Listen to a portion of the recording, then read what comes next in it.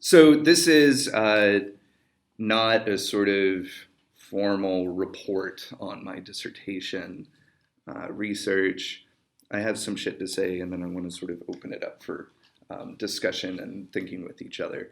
So I'm going to put some things on the table to talk about sort of where we are in academia as graduate students and what we can do to sort of take the lessons learned from the ostensibly radical things that many of us are studying and try to actually integrate them or not into the academy. Okay, so my research focuses on philosophy of aesthetics and specifically what I call politico-aesthetic movements, ranging from William Morris to contemporary punk cultures, and the effects and affects such movements have on our political imaginations.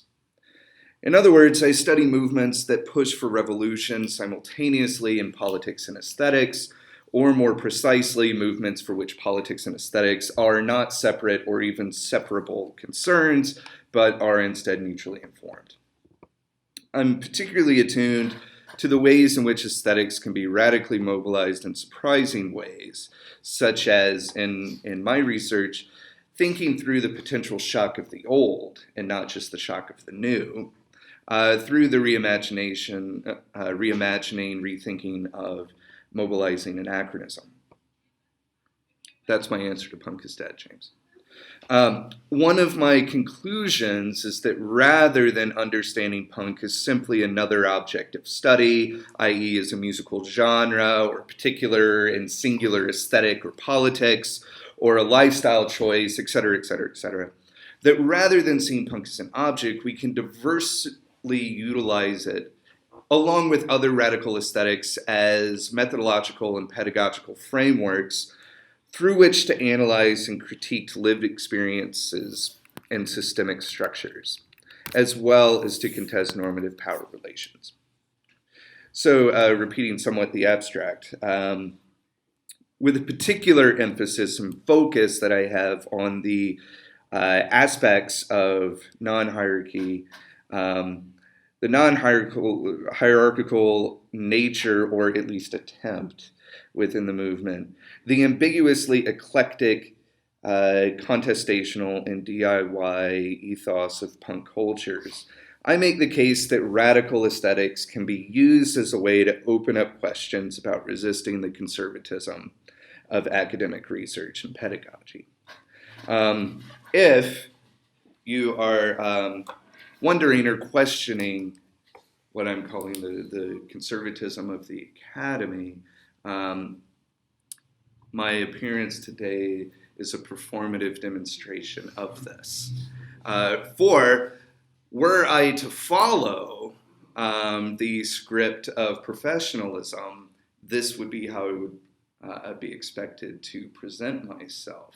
And you know, it's a pretty banal, mundane example, but essentially the difference between wearing this, you know, between I got $1, baby. like very different reception for something as stupid and ridiculous as what type of shirt I choose to wear, I'm taken seriously or not. Now, I'm not trying to say, woe is me. I mean, I've made choices in my life and am attached to tattoo culture, and I'm a white male. I'm not oppressed. But what I'm trying to demonstrate is that the conservatism of the academy in terms of who is deemed worthy of both academic research as well as how our students are approached, right? And that's really what I'm going to try to focus on largely, is not what do I look like or what do we look like and why that matters for our professional lives, but how student appearances also come into play and become part of the power dynamics within the normative classroom. So specifically, I'm interested in the lessons learned from a radical reallocation of the mundane into the shocking, or the redistribution of the sensible to provide for potential rupture points. So, like I said, primarily what I'm presenting today is not a holistic overview of my own writing project. but rather an application of what I'm calling punk as method to the academy itself. So instead of posturing myself as an authoritative expert, I'm merely going to put a few questions and critiques on the table and then invite all of you into the conversation. The formation of punk as method is not to argue that punk is the way of theoretical analysis or that radical aesthetics has all the answers, but rather to demonstrate one way in which the political imaginary of a subversive aesthetic form can be differently mobilized, opening up possibilities in interpretation and critique.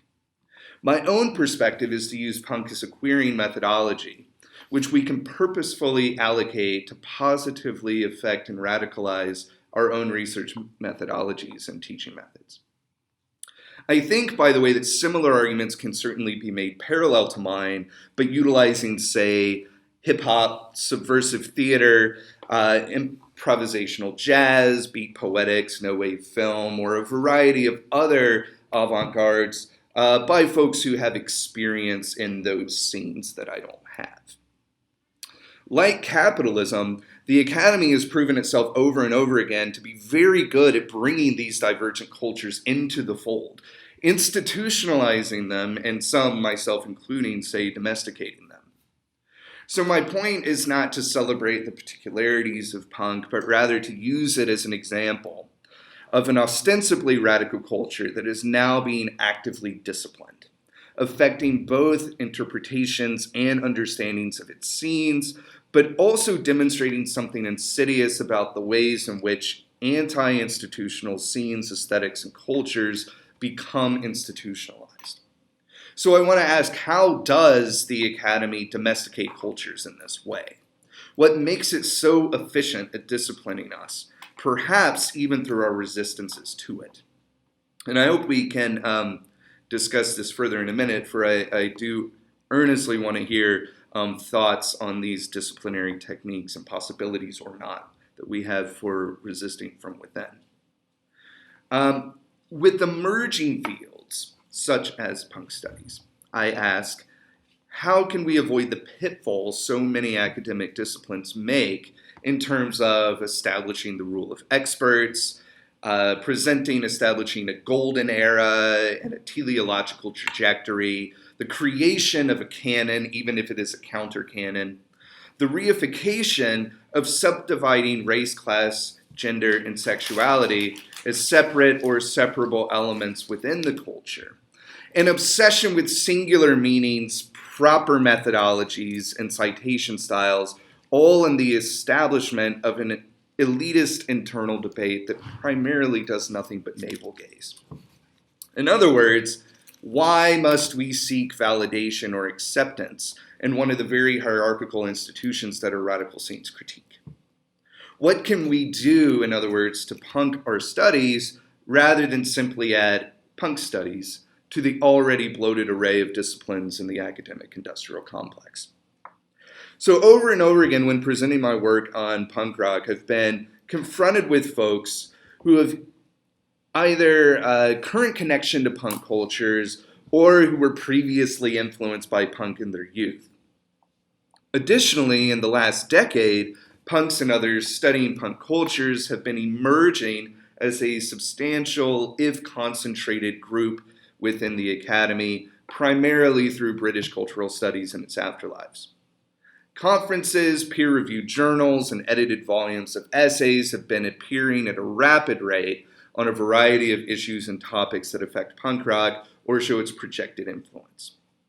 Yet, despite this groundswell of punkademics and the sometimes exciting research that they're doing, punks haven't necessarily been doing work within the academy that troubles the institutionalized power relations within the academy itself. Arising at least initially from these experiences of navigating the academic industrial complex, as well as my dissertation research, I organized a roundtable on punk pedagogies and methodologies at the Popular American Culture National Association meeting 2 weeks ago in Seattle. So a lot of what I'm doing today is sort of sharing what arose out of those conversations. We began our roundtable with the requisite discussion of radical pedagogies from Paulo Freire to bell hooks, all in an effort to challenge ourselves into thinking how one might rage against the machine when one is within it. So one of the things we began with is, how is it that 40 years after Paulo Freire, 20 years after bell hooks, we still haven't gone beyond the experimentation with radical pedagogical methods? This question of how to rage against the machine when one is within it, by the way, is also one that many of our most radicalized students face, not only while navigating this institution, but also upon leaving it. Feminist pedagogy, critical race studies, and many others have made significant contributions in the effort to decolonize education. Yet despite decades of such theory, many faculty, administrators, and institutions are reluctant to see the traditional power structures of the all-knowing authority depositing knowledge into the banks of students' minds. Many people at our roundtable had some interesting things to share about ways to avoid this, especially in terms of some efforts in institutions such as Bard or Drexel universities, for instance, that have or more specifically anti-disciplinary programs where students can design their own course of study. Of course, these are pretty fucking expensive places to go to school, and therefore they're exclusionary institutions. Yet they seem to be onto something here in emphasizing the needs and interests of students rather than faculty, or in most cases, such as ours, the interests of administration. We also discussed issues of student advocacy, the enormously oppressive costs of tuition, and the disciplinary mechanism of student debt, the school-to-prison pipeline, etc. And essentially, without a controlled costs, a nearly 50% dropout rate in higher education, coupled with a 30 to 35% nationwide high school dropout rate, in a bleak economic future of monetized institutions, many of us conclude that something has to give, and we consider the multiple possible trajectories of academia. Perhaps we should start with the ideological basis of the college equals success lie that preys upon the dreams of the oppressed, and or perhaps we must critically examine how we ourselves within the academic industrial complex may be contributing to the exclusionary problems of it rather than remedying them. If we want to radically change society, and many of us do, how could we possibly hope for this if we're not even prepared to radically change the institutions we work for? Part of punk's, to bring punk back in, political and aesthetic turn in one of its many emergences was to turn away from the pretentious arena rock that was popular at the time to the basic and essential energy of a back to basics rock and roll. And part of this turn was an answer to the question of what made rock and roll radical and dangerous in the first place. What had been lost when it was institutionalized? And I'd like to put this question on the table for the Academy. Remember, for instance, that when Reagan led a crusade to defund the UC and public institutions writ large, he was backed in this effort by none other than J. Edgar Hoover, who wrote in a memo to the president, although governor at the time, later president, that defunding of higher public education presented, to quote Hoover here, the Bureau, that is the FBI, with the opportunity to thwart the ever-increasing agitation by subversive elements on campuses. Defund to get rid of subversion. And of course, we've all heard the story of the backlash in the academy that we're still engulfed in following student radicalism in the 1960s. But I want to ask, what was it that frightened them so? Can we now, in 2016, retrieve the kernel of this confrontation? Not to say we're going to do precisely what student activists were doing in the 60s, but rather, what was the kernel that made them such a threat? And can we retrieve elements of that? Our current location here is literally a materialization of this 60s backlash. As you probably know, campus planners sought to minimize the possibility of student activism through architectural organization without a centralized meeting point like a central quad. This raises another question that I think punk can give us a window into thinking, and this is, in what ways is higher learning organized aesthetically? What does this aesthetic regime not take into account? Who does it exclude? And what types of inquiry does it preclude? How might, for instance, the panoptic organization of lecture halls serve not only to discipline students, but also faculty? And how might we rethink the spatial organization through the lens of punk's democratic breaking of the stage audience hierarchy? What punk shares with many other radical forms is a strong streak of independence, coupled with community solidarity and creative empowerment, articulated most often in DIY lifestyle choices and strong confrontational critique of institutions of power. Perhaps a do-it-yourself, anti-disciplinary approach in higher ed can open things up more for our students so that they're not forced into these nice, disciplined, neat, and hence inherently limited boxes of study, saying you study X, therefore we've always already decided what you need and what is best for you. What assumptions about the self, about knowledge and power are embedded in such pedagogical decisions, if not a reinforcement of a top-down educational model? So in part of our discussion in Seattle was around issues such as open source and peer-to-peer, experiential, service-based, and yes, indeed, free education as possible avenues for change. And all of these, by the way, are being implemented at some level within the US and throughout the world with various levels of success. And they present us with possible outlets for subverting traditional educational models. One provisional part of the answer to the question of how to punk the academy or how to attempt further access and democratization is to stop seeking prestige within it. Sure, any of our involvement within the academic complex affords us with some amount of social capital and prestige.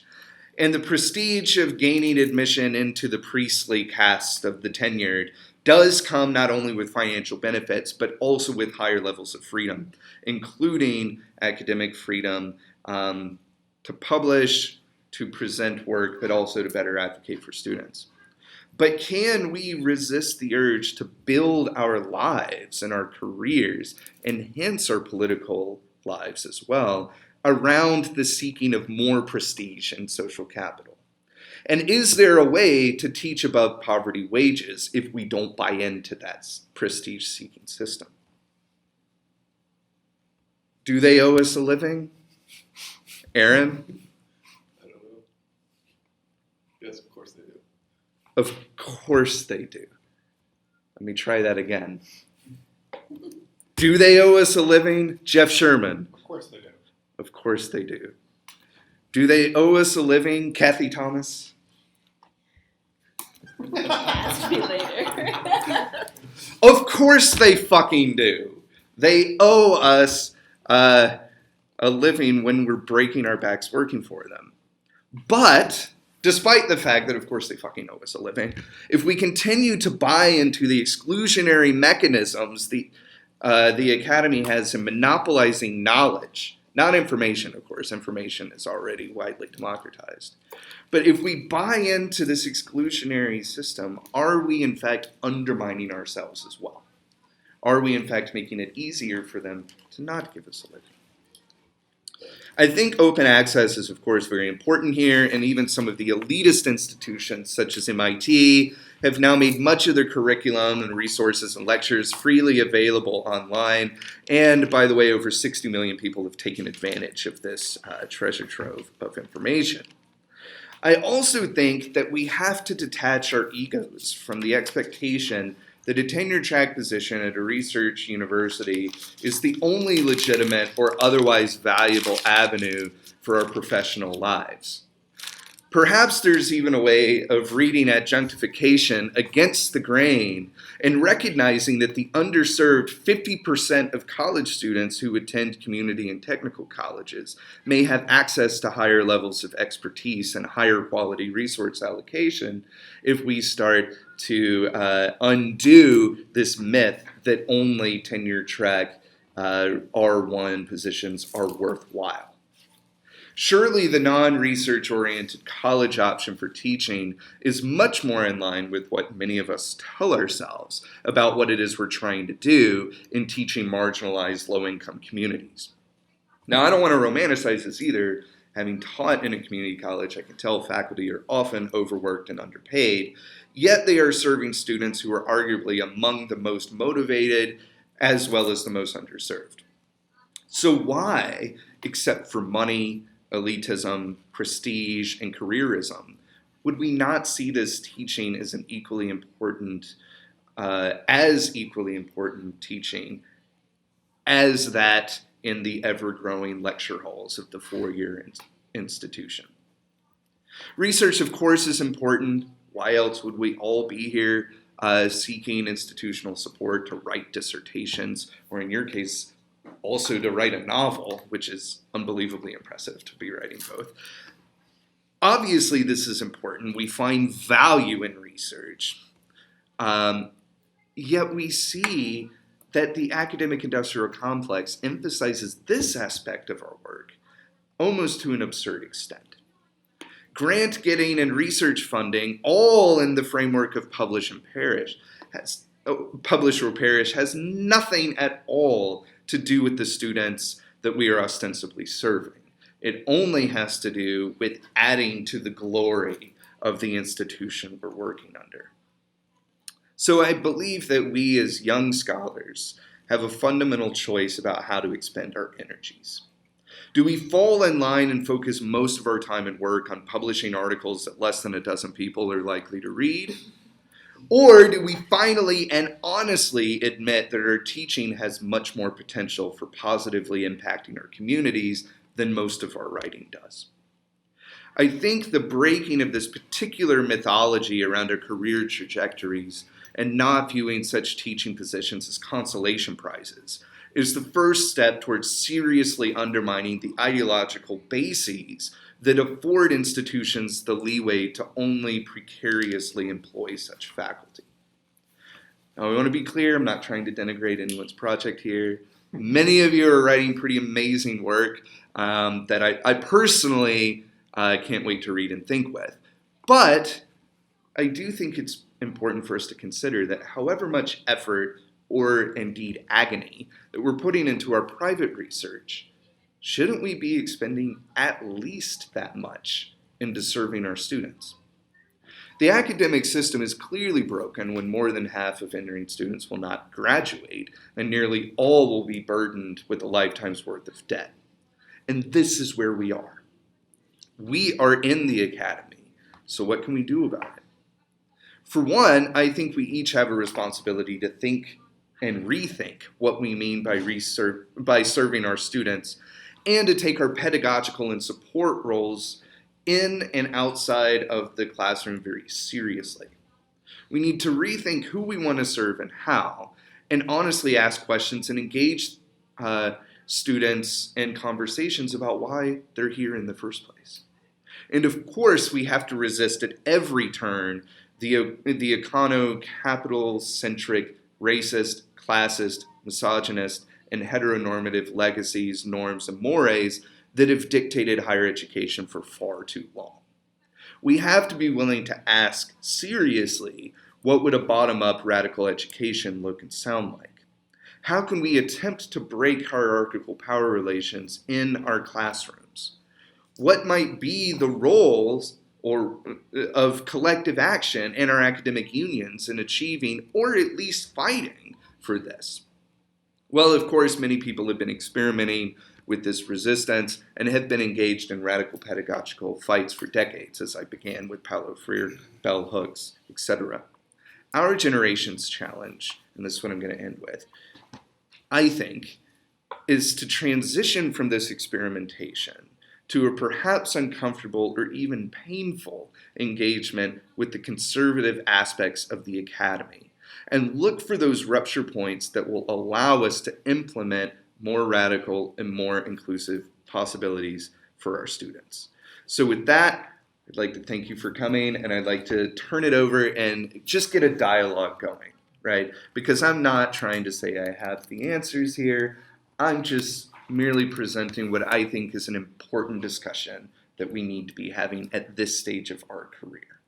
So, thoughts, critiques, questions, hatreds, etc.